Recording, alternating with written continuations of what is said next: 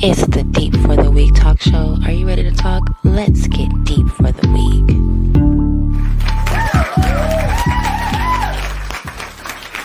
Hello, and thank you for joining us on the Deep for the Week show. I'm your host, Kali, and before we get started, as I usually do, I'm going to ask you to like, share, subscribe from wherever you are. If you're on Facebook, YouTube, wherever, TikTok, please like, share, follow, and comment below. I love to hear your input. And if you'd like to come on the Deep for the Week show, please comment below, and we'll also show you how to get started on that.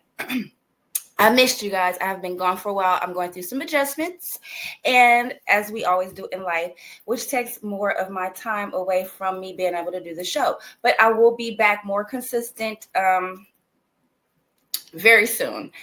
Anyhow,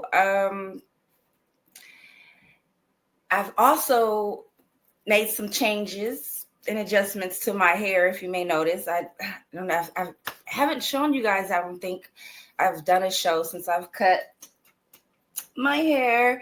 As I cut away all the baggage as well. We'll talk about that on a whole nother show. But I just feel so refreshed, and I'm glad to be back, and I'm glad to be able to join you guys today. And I hope you guys are joining me today and consistent with me as well as I go through my adjustments.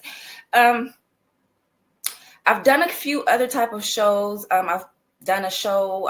I'm doing an addition to Deep for the Week, a little side edition, and a little short snippet show called Karma Chronicles. I have been through a lot in my life, and a lot of it has been due to things that people have done to me, and I didn't really seek karma on a lot of those things, but karma seek them on, and I want to share that with you guys. It's almost like a testimony. I feel the need, the spirit and God and what I pray to and worship has told me, share your story. It's going to help many people, and it might hurt many people as well. The people that were involved that did the bad things that are now experiencing the karma.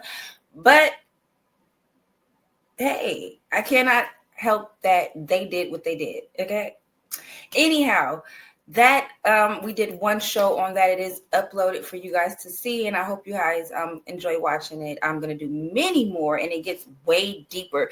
And so today's show is about co-parenting. I usually write my shows out, but this show is coming straight from the heart. I have so much to say about this, just due to me talking to other parents, single parents. Of course, you'll have to be a single parent if you're co-parenting, and fathers and mothers both. And so I'm not just going to speak from a woman's point of view. I'm going to give some input that I have also heard from some single fathers that I know a few, my brother being one. He's raised a female child all on his own for the most part,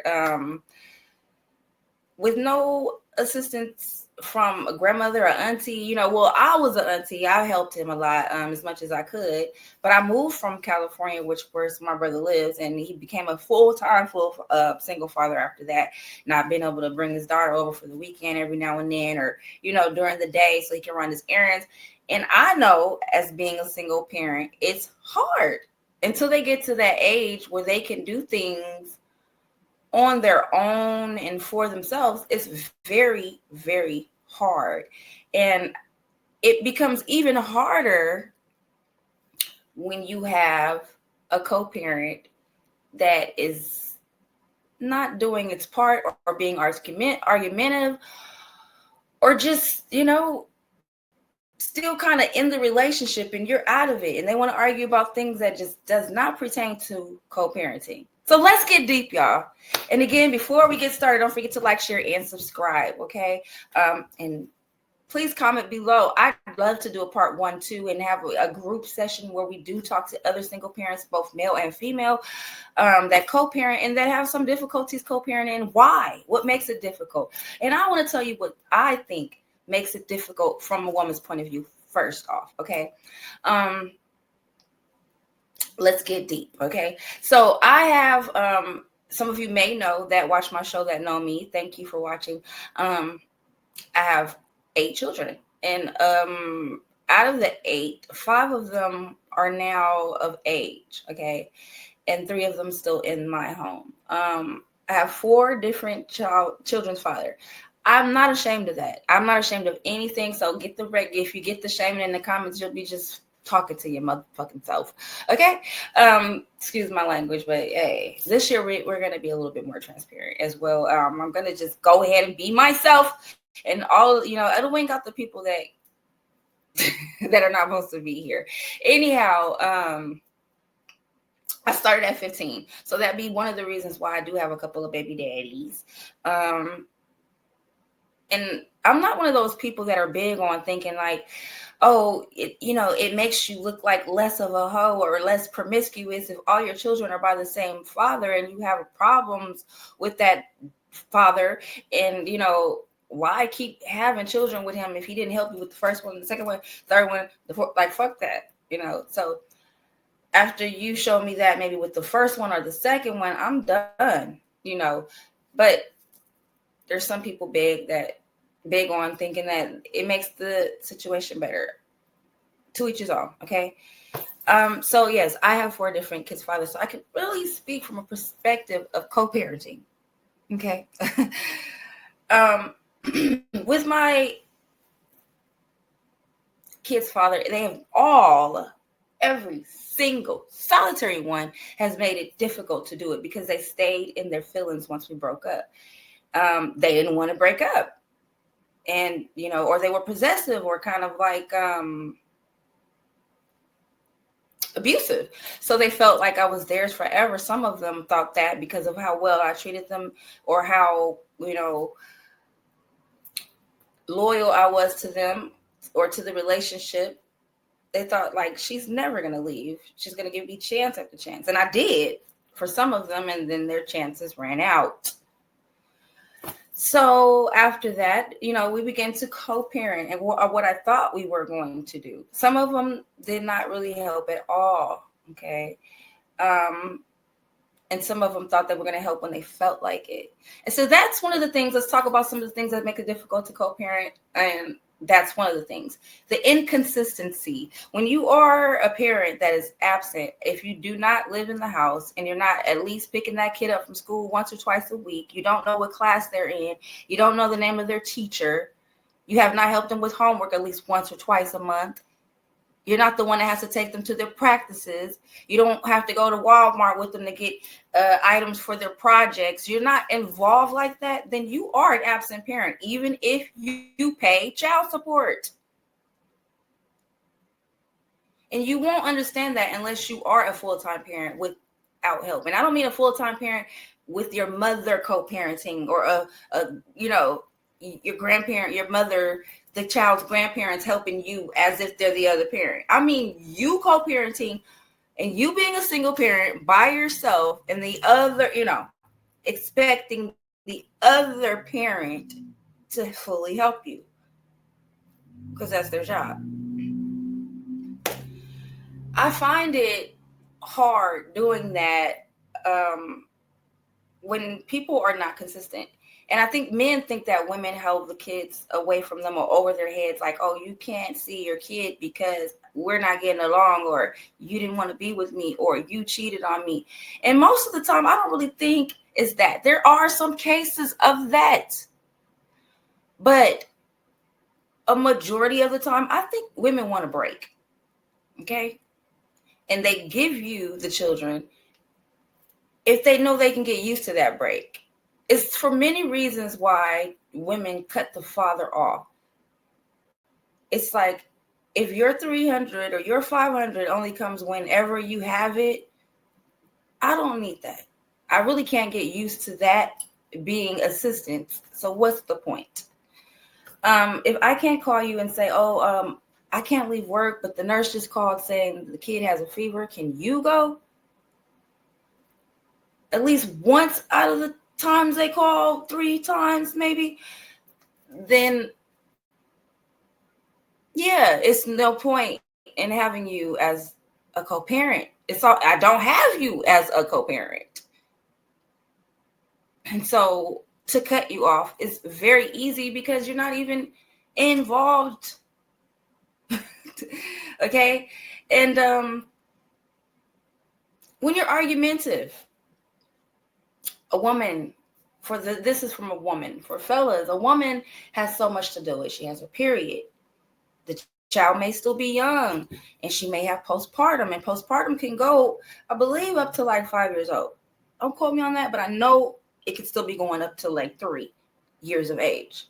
So she may have postpartum along with PMS, because now she still has a period as well. The stress of work, the stress of being the parent that has to do everything when she does not feel good, the stress of the child misbehaving or being too active or being sick or needing help with homework and she's tired, the stress of having to be the one to cook and do all the cleaning and all of the shopping, the stress of being the one to have to go to all the teacher conferences and fit that in your schedule that you already have, while you just give money and call when you want and expect someone to be like, hello, here's your great dad. Talk to him because he gives money when he has it. That's not how it works, guys. That's not how it works. That's not how it works. And let me tell you how it does work. In some states and in most states, if you're not with the child, there's a 28-day span, you don't see the child, you have considerably abandoned legally. It's called, you abandoned your child, and you lose rights to your child. And that's, income and physically. And so some of this stuff is not just made up from the girl's heart or feelings. Some of this stuff is legal. If they do some reading, the other parent that is absent, some of this stuff is legal. If she says, you weren't here for 28 days, I don't have to answer you. I don't have to keep, and it's not good for the child. You're teaching the child to accept inconsistent relationships, to put up with inconsistent relationships that, and I don't want to teach my child that. So there's many reasons why a woman may cut a father off. We begin to resent. You get to come home from work and take a break and just, either watch a game, play the game, take a shower, drink a beer, talk on the phone, relax. When a woman gets off of work, she still has 10, 15 other things to do. Probably 30, but she's only going to get about 10, 5, 15 of them done. When a woman has to go to work, she doesn't get to wake up an hour or two early. Sometimes it's 2 to 3 hours early because she has to get herself and kids ready and then drop some people off and then go to work and still work 8 to 10 hours. So on top of that, we don't want to deal with people being argumentative that barely help. And from a man's point of view, I've talked to some of my male friends that are single parents, including my brother is one. What makes it difficult is a woman doing the same things, thinking she can just come around when she wants, favoring the child with gifts and stuff so that the child thinks that that's what relationships are about. I'll give you gifts and, for my absence. And that's teaching the child the wrong thing as well. So for, if a parent is protecting the child's mental and emotional stability and teaching them to have boundaries that help you have stabilized emotions and mental capacity at a young age, there's nothing wrong with that. Unfortunately, some of the first people that teach us how relationships are not supposed to go are our parents.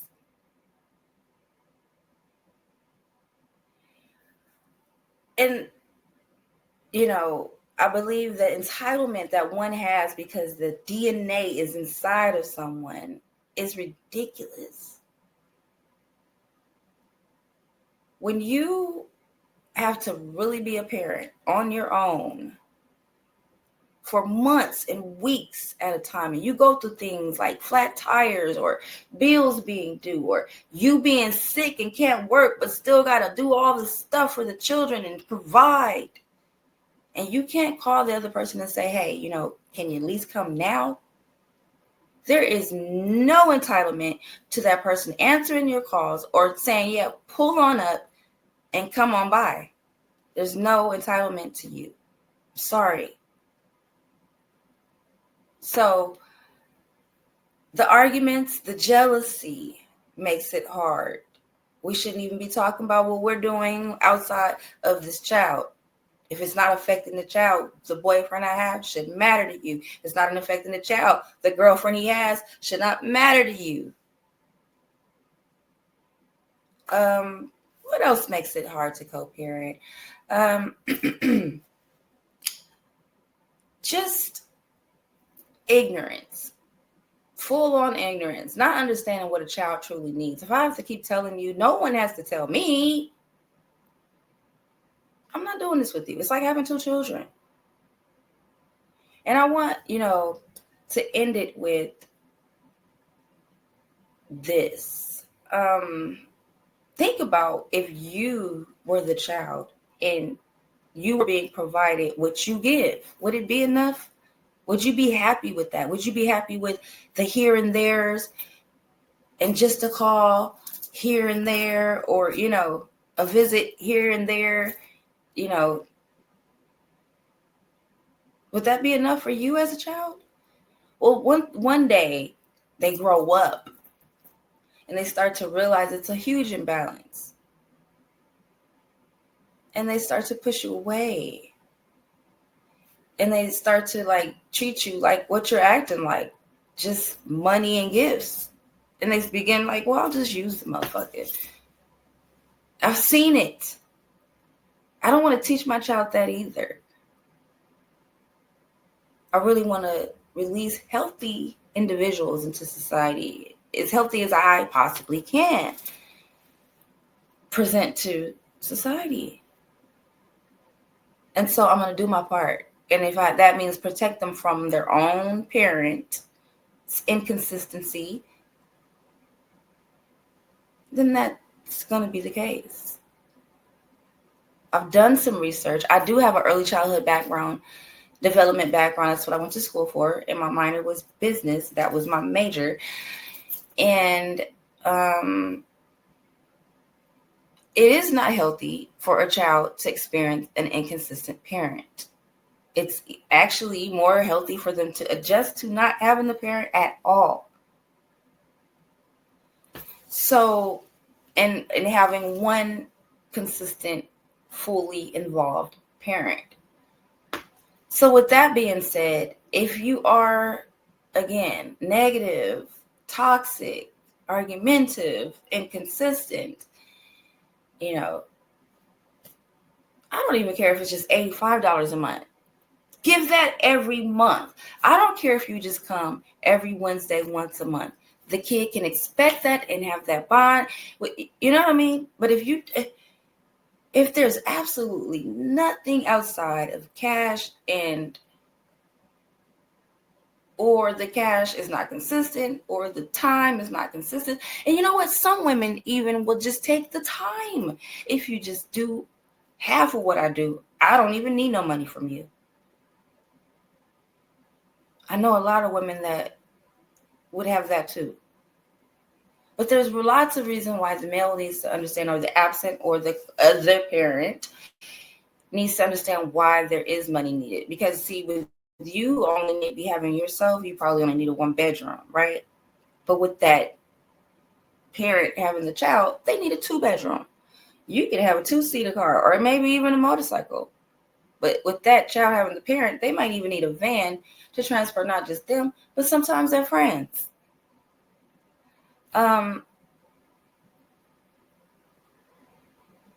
They need a lot more because there's a parent with the child.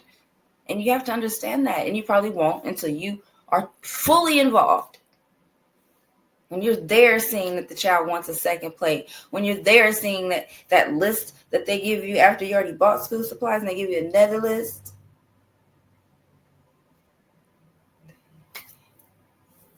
When you're there helping with the homework that you barely understand till 10 o'clock at night and still got to get up to go to work. All that stuff. Then you'll understand why somebody says, don't call me. We don't need you. You can't just call when you want. You can't just come when you want. You can't just give money when you want and think we're going to be like, hey. All those things make it difficult to co-parent. And at some point, you're not co-parenting. So what's the point?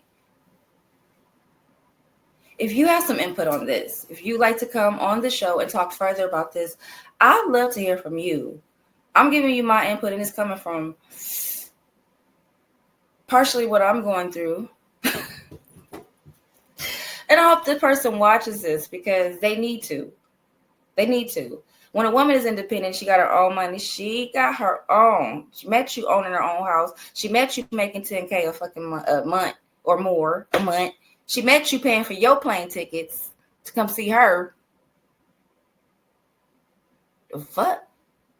When you didn't have a job, she held it down for 14 months.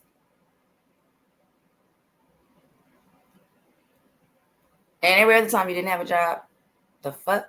You think she got to put up with your shit? And vice versa, ladies.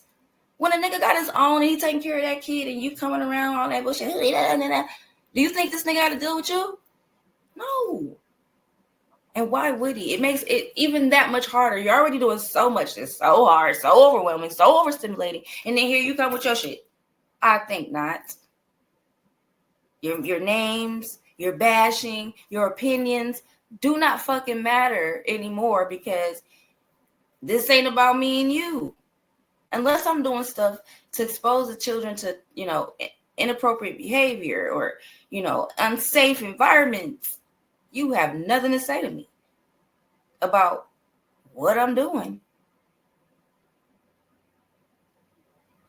And when you do start doing stuff like that, you gotta go. I ain't got a daddy. He died when I was 12. And he wasn't in my life like that. He was the absent parent. He about to tell me what the fuck to do. Y'all need to understand that. It's not that it's like, oh, this child is mine. But it is like that. You make it like that when you don't do your part. Yeah, you make the child, it's like it is mine when I'm the one that they call when it's sick. When I'm the one that has to take off work when it's sick. I'm the one to take the pay cut when it's sick. You only have to give so much time and money. I have to give every bit of mine. I have to work my whole life and schedule of work and everything, my fun, my sex life, everything around the child while you get to just be like, hey, then don't think I'm gonna be like, hey, the fuck? No, come on. I've seen it be done by both sexes. I've seen them come together and do it together and nobody pay nobody because for what? You help me just as much as. And then I've seen a male do it by himself and co-parent with a female. And I've seen a female co-parent with a male and it be done healthy and in the proper way. So it could be done. But these days, as when I was younger, I kept trying it. I kept almost forcing it on the men. Like, you got to try more. You got to do more. And I even put one of them on child support, which caused a whole family feud that is still going on. We're going to talk about that in Karma Chronicles because they getting their shit. They getting whipped on, y'all. I'm telling you. But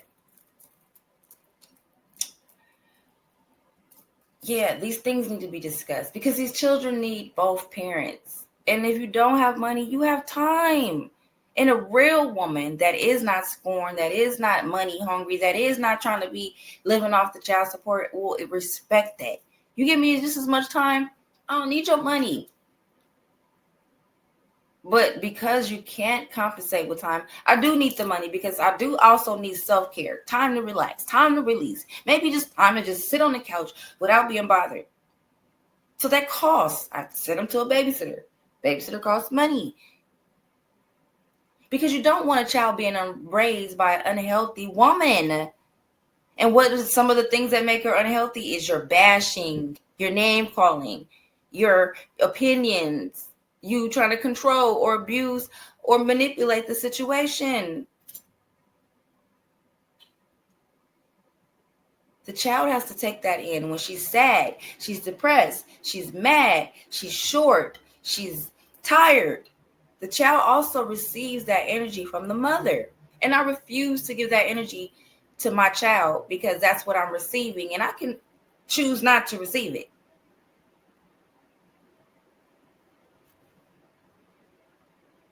And I hope that most of you that are co-parenting, if it's not worth it, if it's more toxic, it's more abuse, it's more mental distress and emotional distress, then it is consistency and positivity and help you make the decision to say, we don't need this. Because even if you want to move on in life and you say, I want a new spouse, and you find a real man that is a real father, or even if he isn't a father, he has no children, he's going to let you know that shit is not cool. And it can make or break a relationship.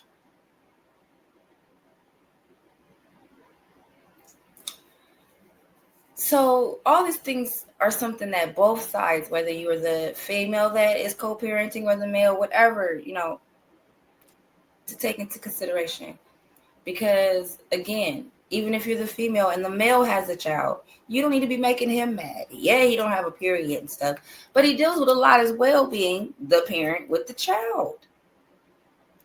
So having to deal with your shit too is just out.